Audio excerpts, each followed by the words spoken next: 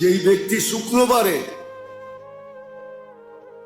জুমার নামাজের পরে 7 বার সূরা ইখলাস, 7 বার ফালাক, 7 বার নাচ পড়বে, আগামী শুক্রবার পর্যন্ত সমস্ত বিপজ্জনক রোগ ব্যাধির থেকে নিরাপদ থাকবে।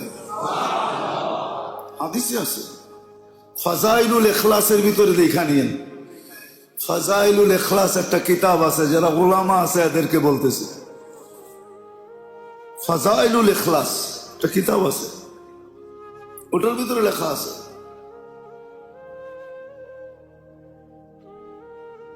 আর যদি আরো 7 বার সূরা ফাতিহা মিলায় নেয় তাহলে পুরো সপ্তাহ নিরাপদ থাকবে। তো থাকবে, পিছনে সব গুনাহ মাফ হয়ে যাবে।